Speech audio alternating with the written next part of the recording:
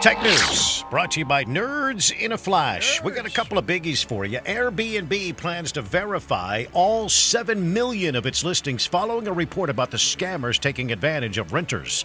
In an email seen by Vice, the CEO of the home-sharing startup said that a year-long project will verify homes and quality standards with those that meet our high expectations clearly labeled. Airbnb also said it would ban party houses and open up a 24/7 neighbor hotline. So if you got a problem with the Airbnb next door, they got a hotline you could call, and then a rapid response team would show up, maybe including the police. Airbnb has been under hot water recently, becoming an unwelcome guest in Jersey City, with nearly 70% of the residents voting to restrict the company, which is expected to go public next year. Huh. You know, do you have any reports in your own neighborhood of issues with an Airbnb? No. Or I haven't heard of anything like that either. No. In my neighborhood as well. But apparently somewhere in this country, in certain places, it is really being abused, and there are big problems. I don't hear a lot of that here in Austin. But I certainly understand why they need to crack down on it. Yeah, it's pretty cool that they're going to verify some of the highest quality homes. Yeah. So that it meets, certain standards. And Right. Put a little seal, like a gold seal or something like that on the listing. Right. And the fact that there's a new hotline, if there is a problem next door, that you could call Airbnb and they'll come fix the problem. I guess they'll come kick people out if potentially.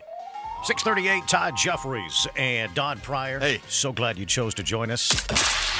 Tech News brought to you by Nerds in a Flash. Check this out. What do you want to be when you grow up? That's an age-old question that has garnered a very new popular response from young people. They want to be social media influencers. More than 86% of those 13 to the age of 38 years old would try social influencing, citing interest in getting paid to promote products on social media. Key motivations differed across age groups. Millennials were drawn to the money and flexible hours, while Generation Z was primarily motivated by, making a difference. Dang. Both generations trust influencers over celebrities and athletes, fueling rapid growth in the influencer economy. Well, listen, obviously there are a lot of people that are making a lot of money doing that. So I guess it's, the first thought is, well, that's just absolutely a pipe dream, but I guess it's not. Some are doing it, but I would rather see some kids aim a little bit higher or something a little bit more. They're trying to do what you do. We sell things on social media every day. Yeah. It's kind of what we do. That's called sales. All right. They're interested in being in sales in the new digital economy.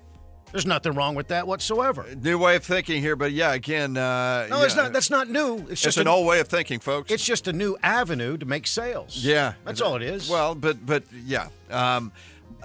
But at the same time, I think it's not a completely realistic goal. I mean, I think it's, like a lot of people dream of being a professional baseball player or basketball player or something where it's a long, long way out. So you got to have something to bring. You just can't be a social media influencer. You got to have something that gets people's attention. So work on some talent, work on something, bring something to the table. Not just dream of being an influencer. Thank you, Grandpa. You're Experts welcome. are warning that digital wallet service like Apple Cash and Venmo are prime targets for scammers. They say many of these services, especially newer ones, don't protect consumers the same way credit cards do. Experts say consumers are typically unaware what it is and isn't protected. Regulations haven't caught up, and companies are still figuring out how to deal with fraud. Yeah, federal law caps consumer liability at $50. Most banks go further. Debit cards typically offer similar protection if a person reports the fraud immediately, but digital payment services work more like cash. Apple encourages people to transfer money only to people that they know. Right. What Venmo, is that what a lot of people use? Yeah, I've used it a lot. The wife and kids use it much more than I do. It also keeps track of who you pay. That's what I don't like about Venmo. You can go see who you gave money to. Other people can't. Who you gave money to. I don't know if I like that feature at all with Venmo. So is it essentially a way for me, if I need to pay my sister-in-law who is on Venmo, I'm not, but if I was, I could pay her back for tickets or whatever it may be. You need to get her money, you could do it digitally from your bank account to hers. That's simply what it is. My bank account to yours. Yeah. Okay. Yeah. Okay. Well, that makes sense. That's pretty cool. Well, my thing about Venmo is that it keeps track of who you paid. Venmo does. Yeah. It shows a log of who you gave the money to. Right. That I could understand that, but I can't see me needing that right now. But I can see how a lot of people that would be very